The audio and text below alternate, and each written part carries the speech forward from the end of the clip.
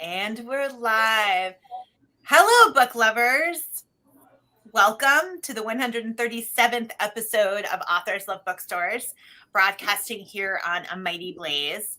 My name is Kimberly Hensle Lowrance. I'm your host. If you're new to A Mighty Blaze, welcome.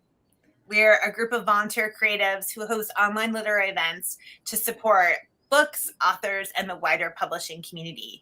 Here on Authors Love Bookstores, my co-host, Joe Moldover, and I bring you conversations between authors and their favorite indie booksellers to shine a light on storytelling, creativity, and the small businesses that enrich our communities. Let me introduce you to today's guests. So today we are joined by Stephanie Marie Thornton. She is a writer, librarian, and history teacher who has been obsessed with women in history since she was 12 years old. So we're going to talk about that today.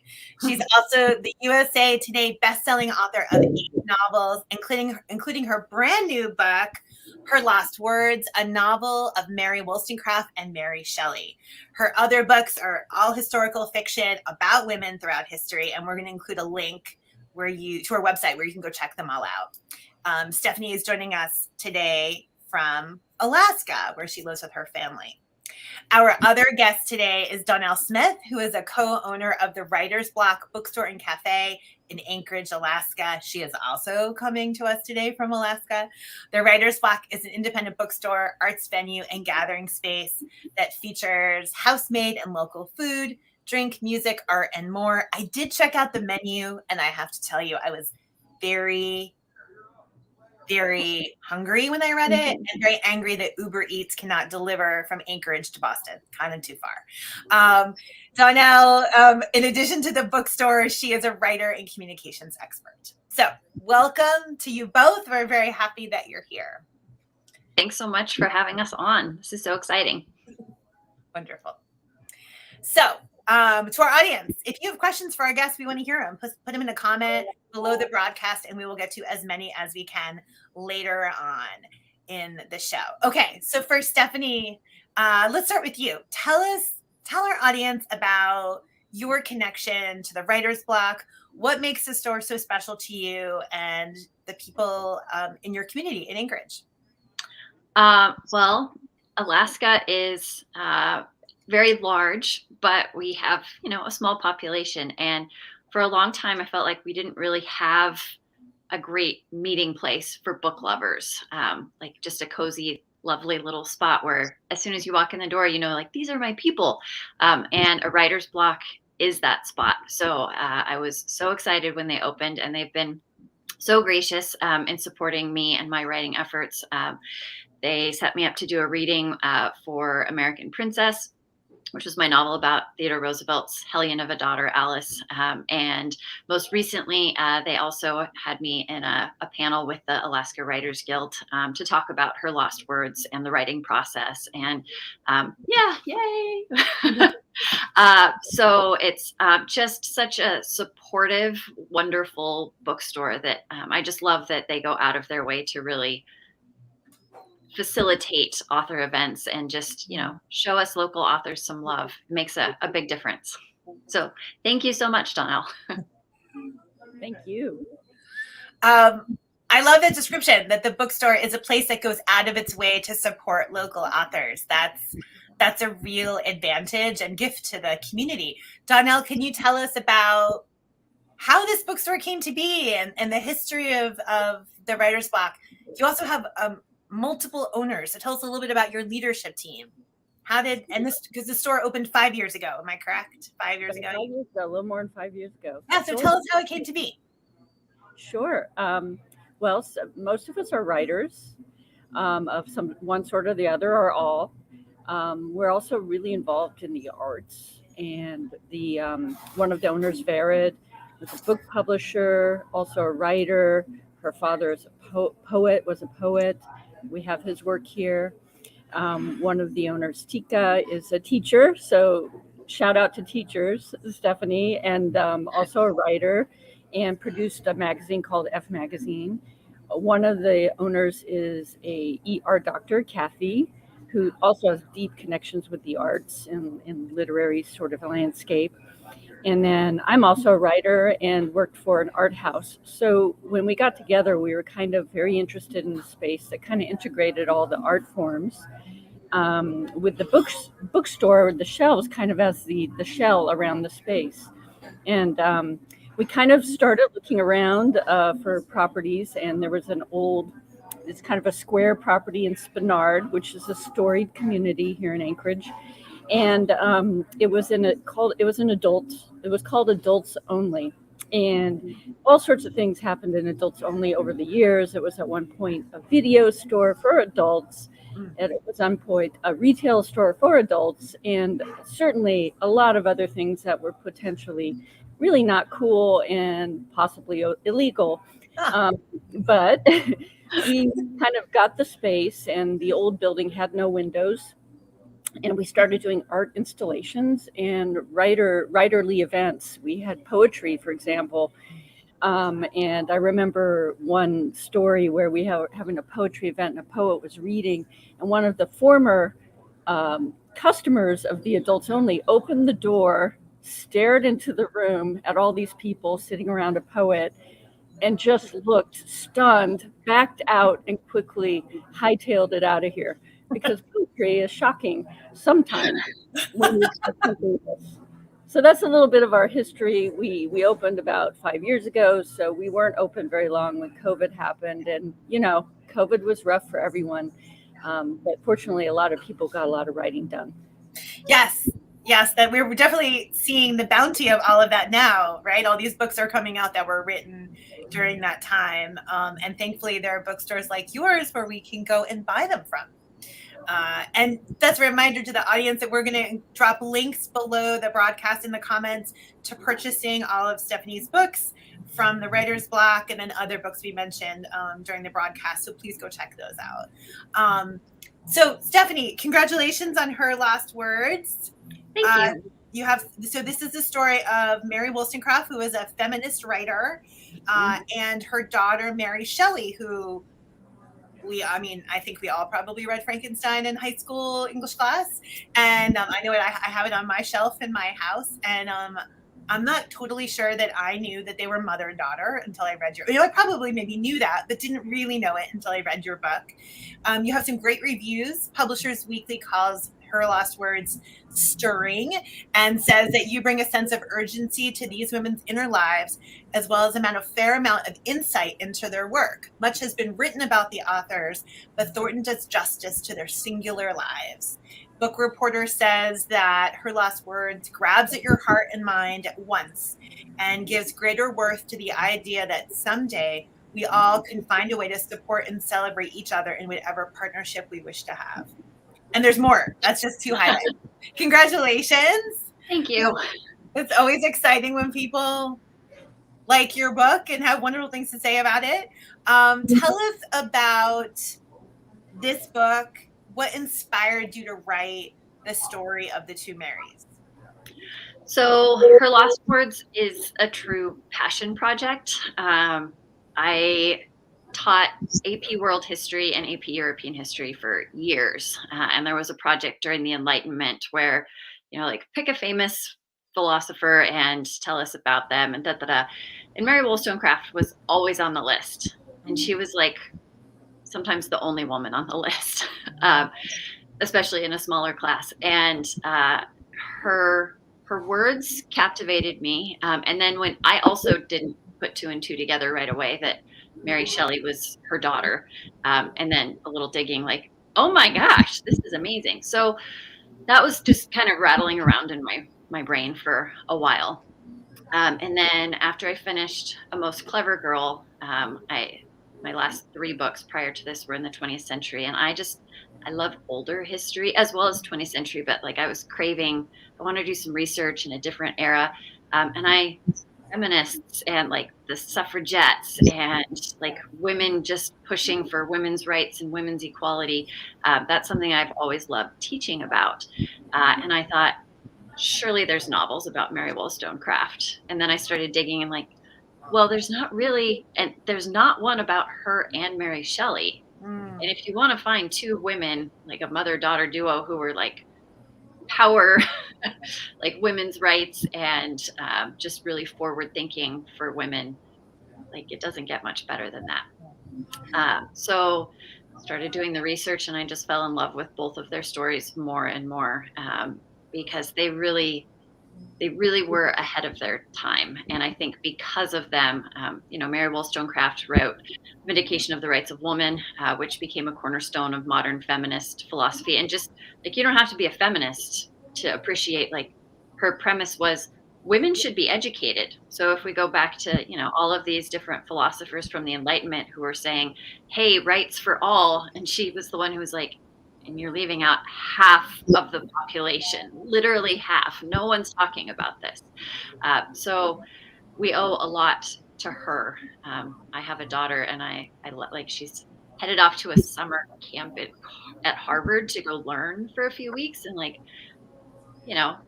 thanks, Mary, because if it hadn't been for the words that she wrote, then I don't know exactly who would have come along to say, hey, women should be educated as well.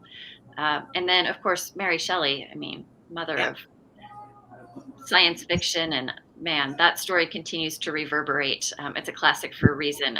I've seen a lot of connections with Frankenstein and, the rise of AI and ChatGPT. And like, it just continues to be relevant. So two women who I love and who were just ahead of their time. And yeah. That's wonderful. I think you do a great job in the novel of making them very modern. So even if you are a reader who's like, I don't want to read about the 1700s or the 1800s, what you're showing us is that they were not, they were women who were really of a different time, right? That's when they lived, but their sensibility and their thinking was so much more progressive and very necessary. I will say though, I take some exception with the idea that the 20th century is like old history. Like the Gen Xer in me is like twitching, like, like, agreed. Like, that's too painful.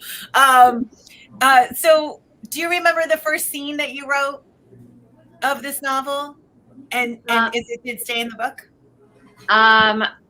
Yeah, actually, some of my novels, I have reams of pages and scenes that end up getting cut. That wasn't really the case with this one. I will tell you, because I pretty much just wrote this one all the way straight through. So the first, the first chapter that I wrote was actually Mary Shelley's first chapter. So that's pretty close to the first chapter in the book.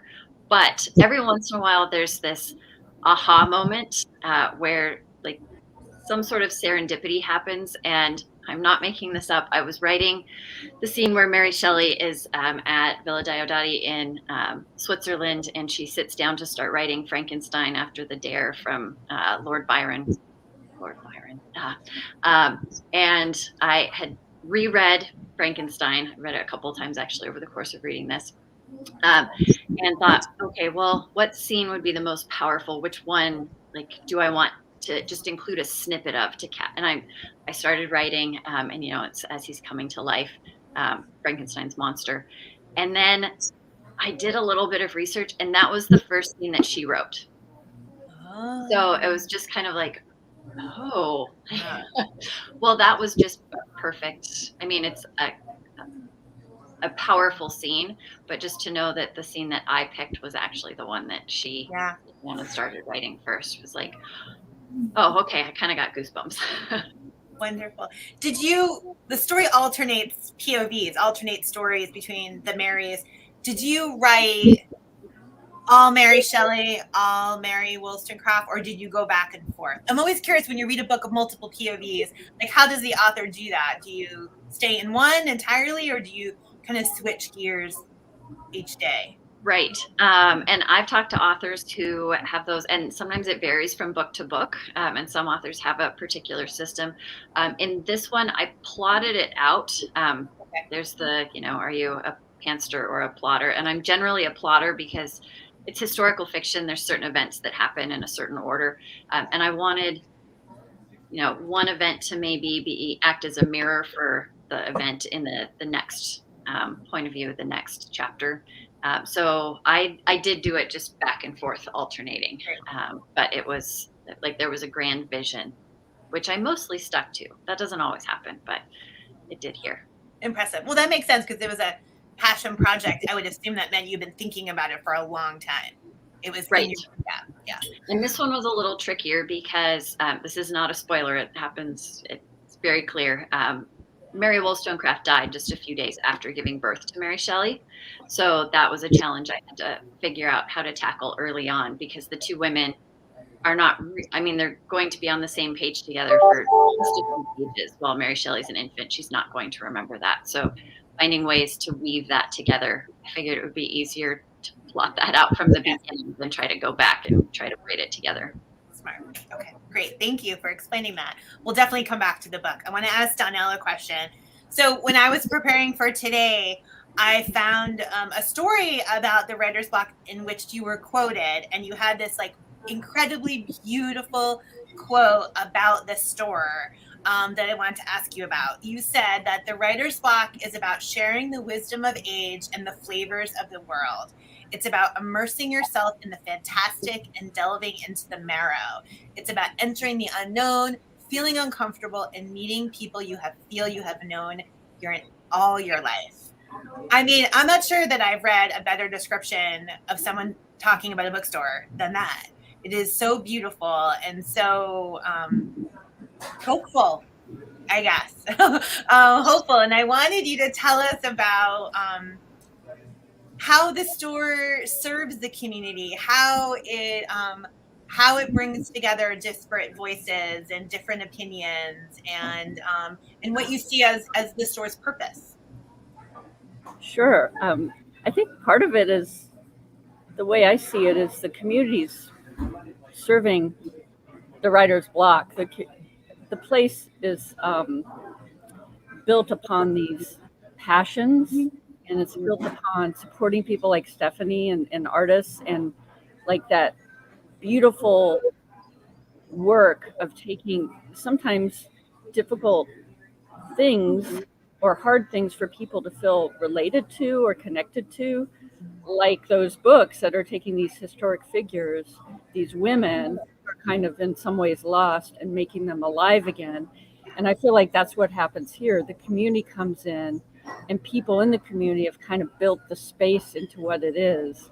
And I think that's important for us, because it's not about we built a space, it's about we built a building, we had some ideas, and everyone else had ideas too. And so we're just so grateful that people have come in.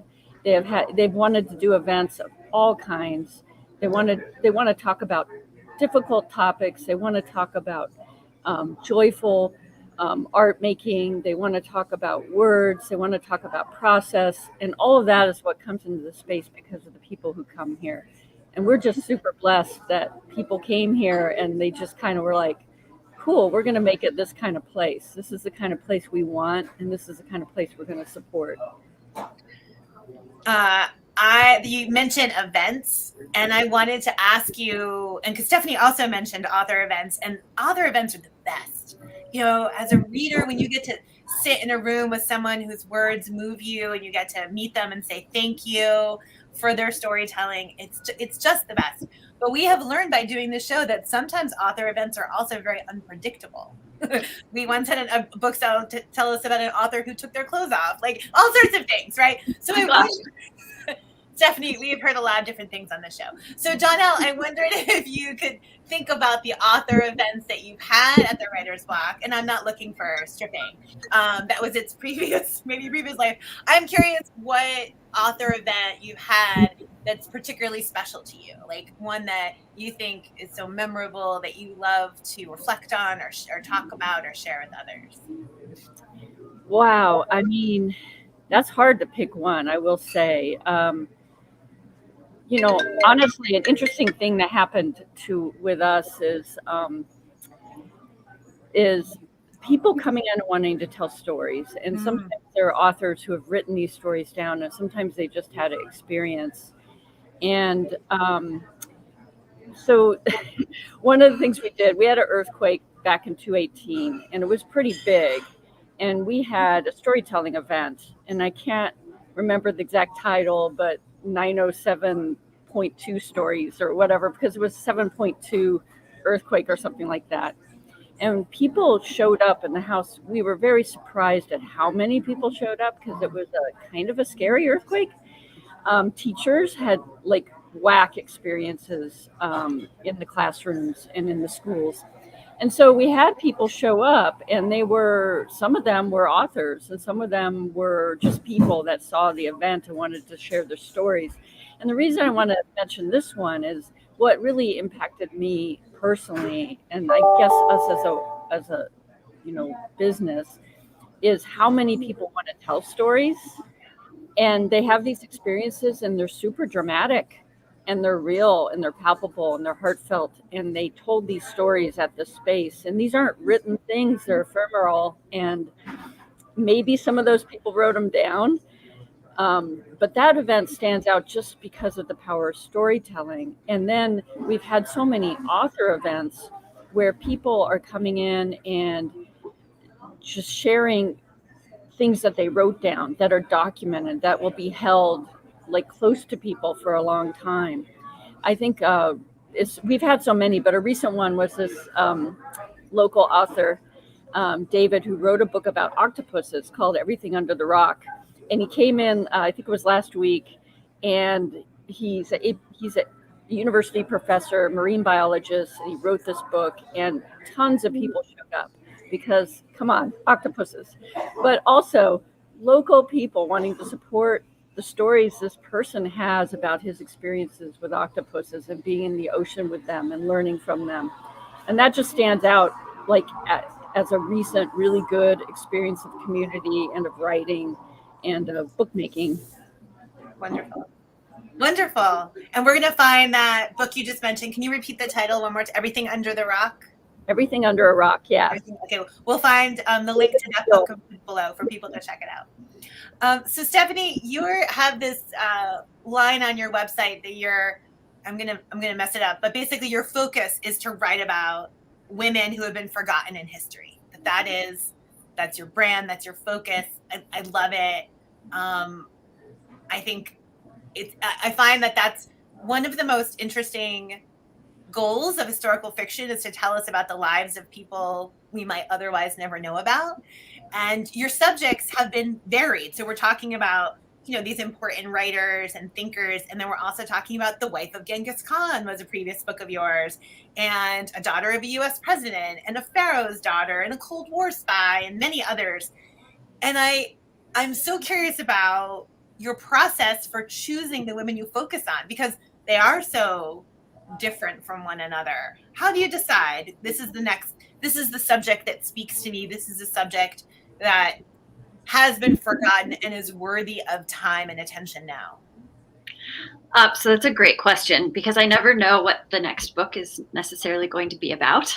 I get a gut feeling. The first book that I had published was about Empress Theodora of the Byzantine Empire, who people don't know about her. And that one came about because I was teaching, and she literally gets a sentence in a textbook, the textbook that I was teaching out of. Not that I use textbooks very often, but yeah. And it basically just said, this actress turned empress helped save her husband's throne and ushered in the Byzantine Golden Age. How? What happened there? And from there, it just takes a little snippet like that to get me hooked. And then I start, okay, let's go down the rabbit hole of research. Genghis Khan's women, his wife and daughters and so on, that came about because there was a great nonfiction book that piqued my interest, Jack Weatherford's The Secret History of the Mongol Queens, which just showed up at our school's lending library randomly. And I picked it up and went, oh my gosh. I love writing fiction about these women. It's historical fiction, so I try to adhere as closely as I can to the historical record, but there's something about being able to see history unfold and to be, as close to a fly on the wall as you possibly can. And the job of a historical fiction author is figuring out, well, we know A happened, and then we know event B happened, but what were the emotions and the thought processes that got the person from point A to point B? And that is really intriguing to me. I had a number of people. My sixth book was about Jackie Kennedy, and she was a little bit of a deviation from my normal subjects because there has been so much written about Jackie Kennedy. But most of it is nonfiction, and I love a good nonfiction book, and a talented nonfiction writer can make the story unfold like it is fiction.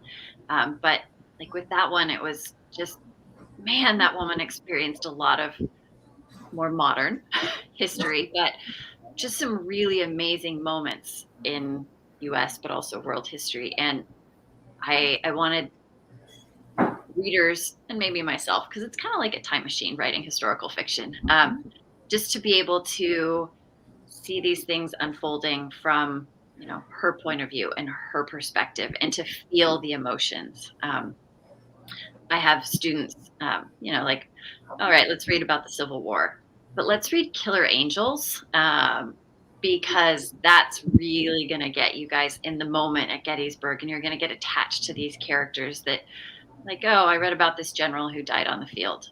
Oh, yeah, but if you read some chapters from his point of view and you get attached to him, then when he dies, you're like, oh, this is tragic. And it makes those moments in history that are so important so much more poignant and memorable. So that's my jam. That's great. You've mentioned a couple of times about being a teacher, and we actually have an audience question. How does your career as a teacher and a librarian influence your writing? I'm so curious, because it seems like there'd be a natural connection, right, between teaching and writing. And tell us about that. Tell us about how one fuels the other. They feed off of each other. So my love of history is kind of the predominant theme in my career paths, because I just love teaching about history. But a few years into teaching, it was very apparent, like, when you teach history, it's not about the dates, it's not about the treaties, it's about the stories. So if I get up there and I do doodle notes, which are just ridiculous, and at the end of, you know, a lecture, my boards are covered in sad looking stick figures and all sorts of crazy things, but like, that's the hook, because it's all the stories. Like, here's what these people experienced, here's what they went through. Let me tell you the story of Theodore Roosevelt's life, or Hatshepsut's life, and how her reign in Egypt helped usher in the golden age of the New Kingdom, and, you know, all this exploration and all these cool things, and her relationships, you know, with her daughter, and like, those are the things that keep people on the edge of their seat. And as I mentioned, doing research and preparing lectures has oftentimes led me to a new book subject where I'll be researching and like, but there's not a book about this person, or there are books, but they don't tell this aspect of it. Like with Hatshepsut, there's a really great book called Child of the Morning by Pauline Gedge. And it was one of my favorites growing up through high school and so on. But then we found Hatshepsut's mummy, and that opened up all of this new information about her and changed the narrative of what we thought her life was like. And there was no book about that. So I was like, I guess I have to write it. And I just recently shifted over. I'm still teaching, but I'm also my school's librarian. Yep. And that's just a natural connection, because books have been my jam ever since I, you know, was old enough to learn the alphabet. So my favorite thing in a day at school now is having a student come in and like, oh, I'm looking for a book, and, you know, making that perfect book recommendation, because I truly believe there's a book for every reader and a reader for every book. And then when they come back and they're like, this was so good, I'm like, it's like book matchmaking, and it's so magical. Well, and it's the same thing, Donnell, that you do with the writer's block, I'm sure. It's like, when it's the same sentiment when someone comes in and is looking for a book and you're able to put one in their hands. I mean, am I right? Is it like, it's like the same alchemy and fantastical moment? And I don't know if it's like this with your students, but here sometimes people don't know what they want, and they're just kind of looking for something to read.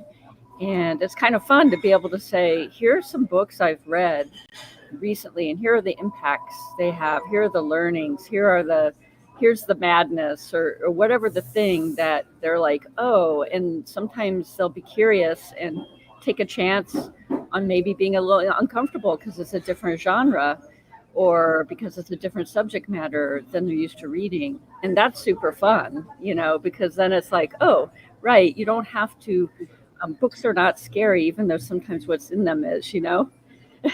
So yeah, it's absolutely cool. It was so exciting to hear how you do that at the school with students, and the excitement you have around that when that match is made. I love how you call it a matchmaking process. So true. It's one of the best things. And I get to buy the books for the library too. So there are, like, I'll see a kid in the hallway and be like, I just bought a book and put it on the shelf, and I bought it because it's the perfect book for you. And then they'll come in and like, okay, what's this book? And generally, I feel like I'm fairly on target. So it's a pretty great thing. So you're both book lovers, readers, writers. I wonder, what book or books did you read as a child that shaped your love of reading? Because we can talk about books you love now, and that will be my next question. But I'm always fascinated by what people who love books as adults, where it started. Can you think of a book in your childhood that you just you were completely obsessed with, that it ignited a fire in you? Donnell, can you think of a book like that? Yeah, I guess when I was very young, I read a lot, and some of them were pretty, like series and things like that, and they were fun and stuff. But one book that stood out when I was very young was like Where the Red Fern Grows, that animal human connection story, which really resonated with me. But then a little bit later, probably in middle school, it was the autobiography of Malcolm X, and I was really into that book and what it was teaching me and showing me, and those two books kind of stand out right now. Excellent. Thank you. We're going to put the links to buy them from the writer's block below. Stephanie, what about you? What's a childhood book that stands out? So Where the Red Fern Grows was not the first one that came to mind, but I will say I was reading that in the back of a friend's mom's Suburban, and she was driving us, I think, back from Seward, which is like 2 hours from Anchorage. It was this marine biology field trip, and everyone else had fallen asleep. And I got to the part at the end that just rips your heart out, and I was sobbing, like ugly crying. And I just remember seeing the mom, like, she didn't know me that well, but just continuously looking in her rearview mirror, like, ugh. And now I wish that I had just been like, Where the Red Fern Grows, because she would have been like, oh, of course. But yeah, that's a rough one, but so memorable. The one that jumped to my mind it's a classic, Charlotte's Web. Like, I just remember sitting with my mom and her reading it to me as a bedtime story, and being at the age where I still appreciated having the pictures, but just the words. And then again, like, the ending just kind of rips your heart out a little bit, and it's just such a touching book. Excellent. Words are magical. Words are magical. Absolutely true. So I'd love to hear what books you're reading now, or Donnell, what books are popular in the store, or are there any Alaskan authors other than Stephanie? And we're putting links to Stephanie's books below. But are there other Alaskan authors that you'd like to bring attention to our audience today? Sure, there's so many Alaska authors. We have a very rich writing community. Right now I'm reading Braiding Sweetgrass again. Oh, yeah. And I'm also reading The Dawn of History, which is the big Graeber book tome, but super insightful. We have so many Alaska authors that are really good. Dawn Reardon's book, The Raven's Gift, is extremely a fantastic read. It's actually really good for kids too. It's got a lot of drive behind it. That's a great book. Becoming Earth by Eva Salidas. We lost Eva a couple years ago, but it's just an amazing book, and still really does well. We have a huge number of poets in Alaska too. I mean, I could keep listing them, but I'm going to open this space because I know Stephanie has some folks too to mention. I always feel like I'm juggling multiple books at a time. So right now, for nonfiction, I just started reading Bittersweet by, I think it's Susan Cain. She wrote Introverted, which is just very thought-provoking. I'm also reading The Villa, and that one's by Rachel Hawkins. And it's like a mashup of the Daisy Jones and the Six. It's got like a 70s rock band, but then it pulls in Mary Shelley and Percy Shelley and Lord Byron, and she's got different characters, but they're basically at the villa in Switzerland when Frankenstein comes about, and it's got more of like a feminist tilt, and there's a murder that's connecting the two timelines. So it's really interesting. Almost done with that one. And then as far as my favorite Alaskan author, I love this one. I have multiple copies in my library, but Eowyn Ivy's The Snow Child. It's historical fiction, but with some fairy tale fantasy elements, and it's just so beautifully written. Just the words are just so beautiful. Eowyn's so talented. Great. Thank you for sharing all those. Again, we're going to put the links below. We have another audience question. Stephanie, are you planning to write other books about forgotten women? If so, who's your next subject? I have been on a little bit of a writing hiatus, we'll say. I know there was a question earlier in the chat about whether Alaska is great for writing, and the answer is yes. I feel like I get a lot written in the winters when it's so dark and cold. But right before Her Lost Words came out, I was putting all my books together for a little Instagram post, and I realized I've written 8 books in the last 10 years. No wonder I'm tired, because I also have a full-time gig as a teacher and a librarian, which is already plenty of work. So I am planning to continue writing, and I have a couple of potential subjects in mind, and I've been dabbling in some pages, but I'm not sure which direction I'm going to go yet. One is 20th century, like some female artists, and then the other one is more like 1700s, another just really bright female intellectual. So I'm not sure which way I'm going to go yet, but Great. I've been enjoying taking time to just kind of let the creative well refill. Excellent. And so the question that you were referring to came in earlier from Jenna Blum, who's an author and also the founder of Mighty Blaze. And Jenna asks, do you sell more books in Alaska during the winter because it's cold? And then she had a follow-up question, and do you get more writing done? Should I move? So what do you say, Donnell? Is your store busier in the winter versus the summer? Or do you see tourists during the summer that maybe you don't see in the winter? Like what's the ebb and the flow in the store? Yeah, I would say that's a good question. I would say it's pretty even through the seasons. There's downturns in each season, but because I think people come to books for different reasons. So some people might be looking for books about the land or places to go or places they've been or mushrooms or how to connect with nature, connections with nature, or with stories of Alaska. So, and then in the winter, people definitely do have like to cozy up with books.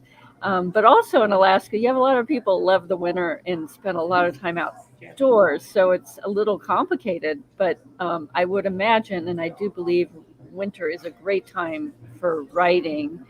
Although the summer is not bad because it's hard to sleep because it's so light and your energy's up. That's true. Is there one genre that's more popular than another in the writer's block? Are your buyers more fiction related or more nonfiction, or just is it? I would say it's pretty even. We have a lot of people here for Alaska books, of course. Lots of science fiction, speculative fiction. Shout out to Octavia Butler, who would have had a birthday, I think, tomorrow. I think it would have been tomorrow. And Octavia Butler's books are really popular in that whole genre of books. So yeah, yeah, you would think like we also have a market obviously for like Alaska books and Alaska specific kind of like where to go, what to do sort of thing. But really, it's much broader than one might imagine, even in the summertime with visitors. Okay. So again, we're going to put a link to the bookstore below. Check it out. Find out book recommendations there, additional ones that we haven't talked about today. So Stephanie, this book, you brought the two Marys alive. You gave them dimension to the readers. So especially people who don't know who they are. Like I know who they are, but I hadn't actually, spent time with them like I have now that I finished your book. And I wondered if there's someone out there who gets to the end of your novel and they think, I am fascinated. I want to read more about these women. Obviously, we want you to go read their writing. But was there a nonfiction book that was particularly helpful to you in your research that you'd recommend to the diligent reader? Yeah, so Romantic Outlaws by Charlotte Gordon is a really great one that includes both of them. And as you said, going through Mary Shelley and Mary Wollstonecraft both have like the one book they're associated with, be it Frankenstein for Shelley or Vindication of the Rights of Woman for Wollstonecraft. But they were prolific writers. Fiction, poetry, travel logs, like you name it, they probably wrote it in addition to, like editing other people's works. So there's a lot of stuff that is available like via Project Gutenberg for free if people, want to read some historical stuff. If you're a big history buff, there's a lot to choose from. And a great, and you have suggestions in your author's note. And also I would just recommend for people looking for a book for your book club, you have a handy reader's guide in the back, which is always good. Because my book club always starts off talking about the book, but then quickly starts talking about other things. So it's always good to have a reader's guide in the back of the book. Yes, it's very helpful. And these two women, like there was so much drama in their lives. So there's so many things to unpack in different layers, like the mother-daughter relationship and Mary Shelley trying to connect with her mom who passed away when she was basically born, and their loves and romances, and like there's just so much, which made it a fascinating book to write as well. Well, thank you so much for being here today and sharing her last words with us. And Donnell, thank you for being with us today and talking about the writer's block. It really does sound like a wonderful spot and definitely worth stopping by if you're an Alaska native or if you're coming to Alaska on vacation. Our last question always goes to the bookseller. So, Donnell, if you can finish this sentence for us, running a successful bookstore is part hard work, part luck, and part what else? Love and care. Aww. I love that. Love and care. Absolutely. It sounds like that's definitely what you have at the writer's block. A very special place. So thank you both for being here. Thank you. Thanks so much for having us. And yes, the writer's block is amazing. Anybody who's in Alaska should swing by because it's such a great space. And thanks for writing books about women. Yes. And I'm sure if anyone wants to pick up a signed copy of her lost words, you can order it from the writer's block as well. I'm sure that can happen. Got a bunch here too. There you go. So to our audience, if you liked today's show, and we hope that you did, please subscribe to A Mighty Blaze on Facebook to get notified about all of our other events, or hop over to our website, amightyblaze.com, to sign up for our newsletter. It goes out once a week, gives you a rundown of all of our interviews. This show, Authors Love Bookstores, will be back next week on June 28th at 4 p.m. Eastern Time. We're going to Oklahoma. Is that right? I'm looking at my producer and he's giving me a thumbs up. So we're on a campaign to feature a bookstore in every U.S. state, plus Washington, D.C. and Puerto Rico. We're actually going to hit that goal next month. We're not going to tell you who the last bookstore is or what it is, but next week is Oklahoma. We'll be visiting with Brandon Hobson and Magic City Books, so please tune in then. If you were itching from more of A Mighty Blaze and another great interview, I am back on the Blaze on Friday at 4 p.m. Eastern Time. I'll be hosting our Frontliner interview with, I cannot believe I'm saying that out loud, but I'm going to be interviewing Diana Gabaldon, the best-selling and award-winning author of the Outlander series, and another writer who talks about women and history, and like Stephanie is committed to shining a light on stories that we might have not known about otherwise. So please join us then. And for all of us here at Mighty Blaze, thank you for tuning in. Be well and keep reading. We'll see you soon. Thanks, everyone.